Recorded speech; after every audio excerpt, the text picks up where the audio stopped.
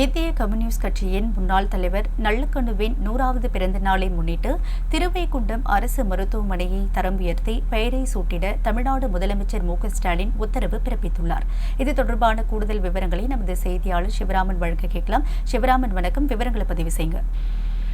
இந்திய கம்யூனிஸ்ட் கட்சியின் முன்னாள் தலைவர் நல்லக்கண்ணு அவர்களினுடைய 100வது பிறந்த நாள் இன்றைய தினம் அனுசரிக்கப்பட்டு வருகிறது. இதற்காக அவர் இன்று காலையே இந்திய கம்யூனிஸ்ட் கட்சி அலுவலகத்துக்கு சென்று அவரிடம் வாழ்த்துக்களை பெற்று வந்தார் முதல்வர் அவர்கள்.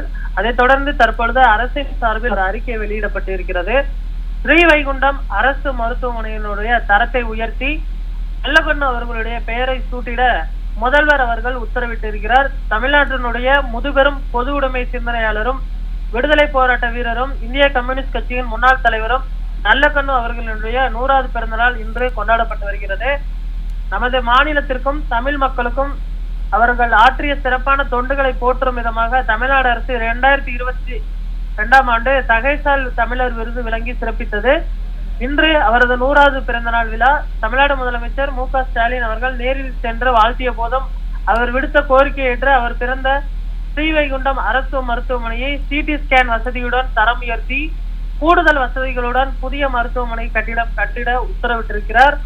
கடந்த 85 ஆண்டுகளுக்கு மேலாக மக்கள் பணியை செய்து வரக்கூடிய நல்லக்கண்ணு அவர்கள் தன்னலமற்ற தகைசால் தமிழர் என்று பெருமையுடன் கூறியிருக்கிறார். அவரை போற்றக்கூடிய வகையில் ஸ்ரீவைகுண்டத்தில் அமையவிருக்கும் புதிய மருத்துவமனை கட்டிடத்திற்கு சோழர் நல்லக்கண்ணு 100ஆண்டு கட்டிடம் என பெயர் சூட்டவும் அவர் ஆணை பிறப்பித்திருப்பது குறிப்பிடத்தக்கது. இந்திய கம்யூனிஸ்ட் கட்சியின் மூத்த தலைவர் அவர்களுக்கு இன்று காலை நடைபெற்ற அந்த பிறந்தநாள் விழாவில் முதல்வர் அவர்கள் நேரில் கலந்து கொண்டு பொன்னாடை போர்த்தி வாழ்த்து தெரிவித்ததுடன் திருவள்ளுவர் சிலையும் அன்பளிப்பாக வழங்கினார். இதைத் தொடர்ந்து 100வது பிறந்த நாளில் அவர் பேசியது பொது உடைமை இயக்கத்திற்கும் 100ஆண்டு நல்லக்கண்ணு 100ஆண்டு இப்படி ஒரு பொருத்தம் யாருக்கும் கிடைத்ததாக நம்மை பொறுத்தவரை கருதிவிட முடியாது. அவர்களை வாழ்த்த வரவில்லை, வாழ்த்து பெற வந்திருக்கிறேன். திராவிடர் மாடல் ஆட்சி நிறைவேற்றிக் கொண்டிருக்கக்கூடிய திட்டங்களுக்கெல்லாம் உறுதுணையாக பக்கபலகமாக இருப்பவர் நல்லக்கண்ணு.